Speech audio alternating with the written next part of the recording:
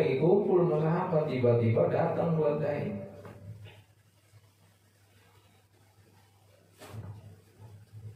Kemudian Nabi bilang gini sama keledai, udah dengar suara keledai menggaung nggak? Nah itu beda tuh. Kalau kuda kan jelas tuh gaungannya, kambing juga kan jelas gaungannya. Keledai agak beda. Kalau kata Nabi, kalau memang yang mau dengar anuannya iblis, itu dengar suara keledai yang lagi menggaung. Ini keledai terus menggaung di hadapan Nabi sampai Nabi bilang uskut. Artinya uskut, diam. Kemudian Nabi rupanya setelahnya si keledai tadi menggaung, ada beberapa kalimat yang mengherankan para sahabat. Ini sahabat, ya Rasul, itu kenapa kamu bilang uskut, diam? Apa yang engkau tangkap dari bahasa keledai tadi? Kedengeran sahabat itu bunyinya gaungan. Kalau kambing maka gitu ya. Kalau ayam kukuyuk begitu ya kan gitu. Para sahabat mendengar gaungan binatang, tapi Nabi paham bahasa binatang rupanya. Kenapa Nabi itu bilang uskut? Rupanya ini keledai curhat sama Nabi. Curhatnya kebanyakan. Curhat. Nah, sahabat nanya, ya emang kalau mau dia curhat, apa yang curhatin? Kalau kalian pengen tahu, ini keledai curhat kepada saya tentang pemiliknya. Dia cerita bahwa dari kecil nih dia diurusin sama pemiliknya, tetapi di usia kecilnya dia ini sudah dipekerjakan oleh majikannya yang seharusnya kerjaan itu harus dilakukan oleh binatang yang sudah besar usianya. Jadi disiksa lah kalau bahasa kita. Udah disiksa hidupnya, pas udah gede kayak gini mau disembelih lagi. Semakin benci dia jadinya, makanya dia ngadu, minta tolong ke saya. Kata Nabi begitu. Oh begitu. Datang pemiliknya.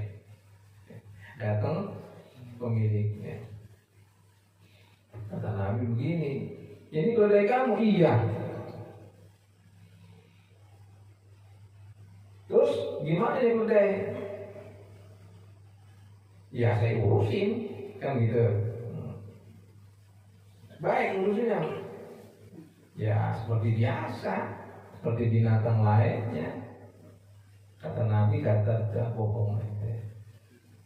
Kata Nabi, bohong ente.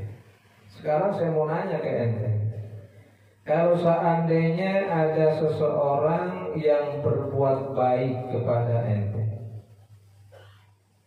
setelah itu kira-kira balas budi apa yang engkau akan lakukan kepada orang baik itu? Wah, kata orang itu, wah nanti saya begini. Ente bohong kepada binatang yang ente piara ini. Memang apa? Cerita Nabi. Diceritain, udah diem itu pemiliknya. Sudah begini, nih saya punya uang, diambil, diroboh Nabi dari kantong ini, harganya melipat ganda.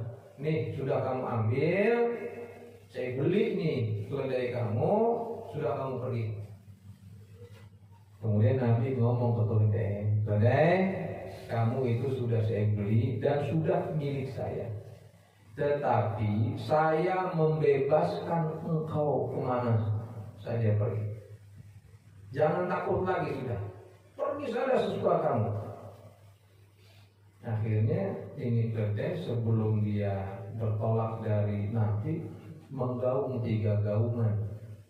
Setiap gaungan itu diamini oleh Nabi. Gaung yang pertama kata Nabi amin. Gaung yang kedua kata Nabi amin. Gaung yang ketiga amin, tapi Nabi sambil nangis. Ini sahabat kebingungan lagi. Setiap bergaung itu keledai Nabi amin. Amin yang ketiga amin, tapi sambil nangis.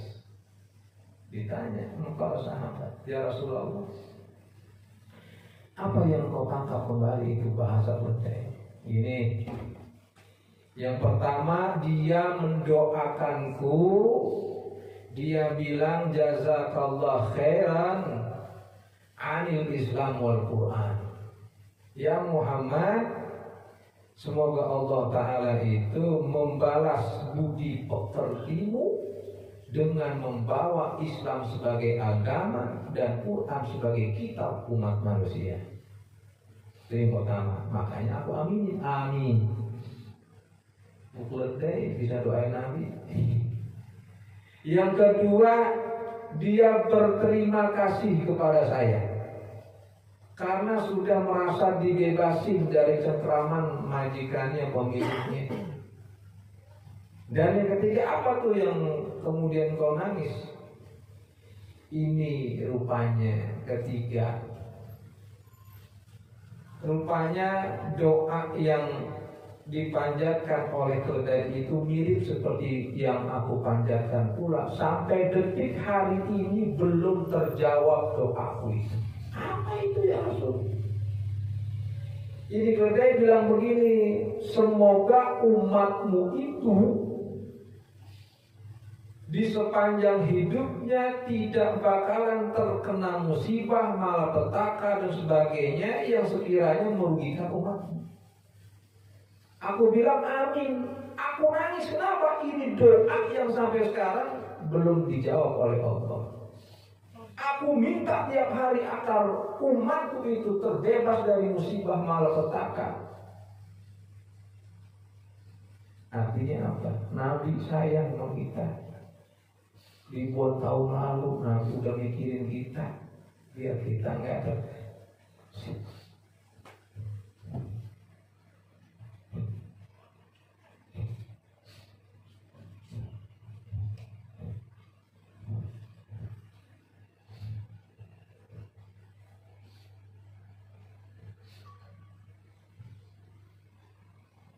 Sallu ala Muhammad.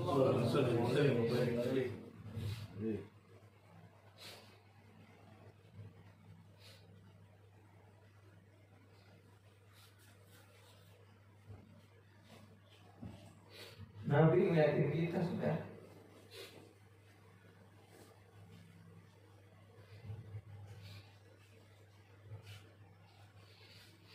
Makanya ayo kita banyakin pada sholat.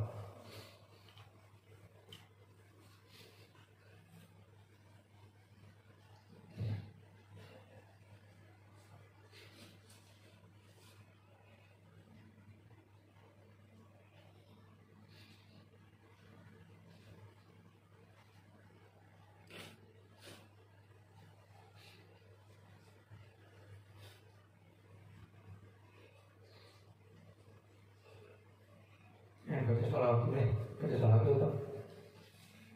Kita kesini. Baca salat, baca salat.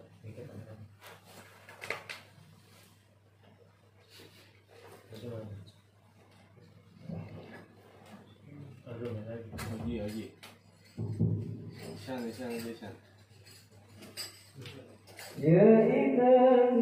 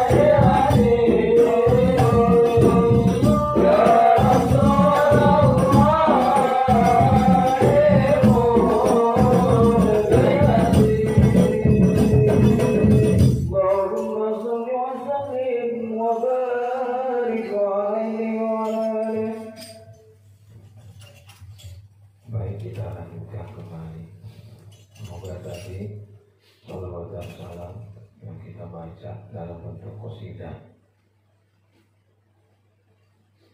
Itu Nabi senang dengarnya. Yang ketinggalin baca walaupun qasidah itu pujian buat Nabi. Bukan Nabi itu ingin dipuji, bukan.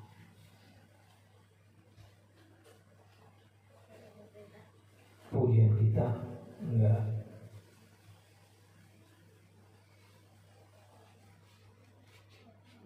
Ya kalau dibuka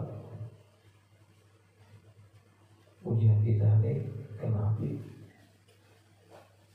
ibarat Nabi Musa ketika dia turun dari gunung mendengar suara manusia. Nabi Musa dekat, nggak mau dengar suara kita, cukup Allah yang muji Nabi. Kalau ujian kita belum tentu diterima,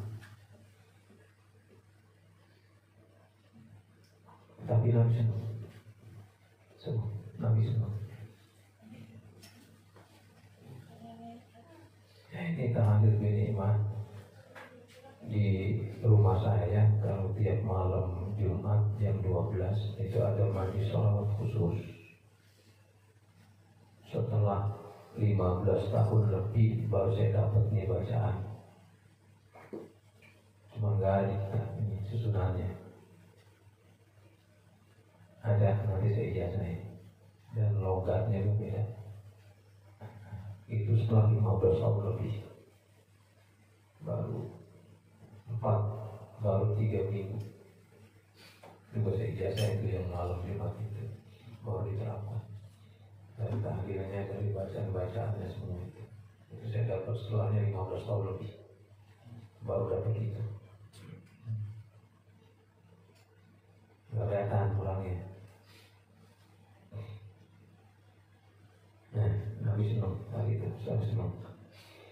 Lanjutin. Wa illa fajtima'u dzid muhalu. Dan kalau memang tidak demikian maknanya itu, maka dua hal yang saling berbeda kalau jadi satu itu mustahil terjadi. Jadi ada semacam korelasi hidup mati hidup, makan kenyang, minum kembung, itu tiba namanya. Jadi permintaan kita rahmat dan tahiyat di hari ini, kemudian yang kedua lagi kita minta kepada Allah yang sama, itu yang kedua berbeda dengan yang pertama, yang ketiga berbeda dengan yang kedua, yang keempat terus seperti itu. Intinya poinnya bahwa kita ini kalau kita lihat dari panjatan doanya sudah termasuk bagian dari asyiah dan tabi'in itu. Semoga sepanjang kehidupan kita di kemudian hari kita akan selalu meningkatkan takwa kita kepada Allah Subhanahu wa taala dan cinta kita kepada baginda Rasul sallallahu alaihi wasallam. Rupanya yang ketiga itu belum dijawab sampai Nabi akhir hayat. Jadi Nabi sayang sama kita. Kita sakit Nabi nangis. Kita kena musibah Nabi nangis. Kemudian Jibril datang ke Nabi. Kata Jibril, ya Muhammad, jangan berlarut-larut kesedihanmu karena sakit, musibah, malapetaka yang bakalan dialami oleh umatmu itu sudah tahta takdirillah, udah takdir Allah Ta'ala dan qadar. Jadi nggak perlu diingin lagi. Kamu nggak masuk perang nasib. Itu sudah Allah Subhanahu wa taala. Tetapi nanti insya Allah nanti Nabi dikasih makom namanya faslul khitab namanya. Yang sering kita baca itu yang dinamakan makoman mahmudan, makomun mahmud. yang artinya nanti Nabi di akhirat nanti itu kan kejadian setelahnya Nabi meninggal. Nanti setelahnya Nabi meninggal, kemudian akhirat hari kiamat, nanti Nabi dikasih makom tertinggi oleh Allah sehingga beliau bisa memilih dan memilah siapa yang harus ditolong sama beliau. Mudah-mudahan ini termasuk kita yang ditolong oleh Allah Subhanahu wa Ta'ala. Amin ya rabbal alamin. Cukup sampai sini saja. Insya Allah nanti kita lanjutin lagi. Mudah-mudahan banyak manfaatnya.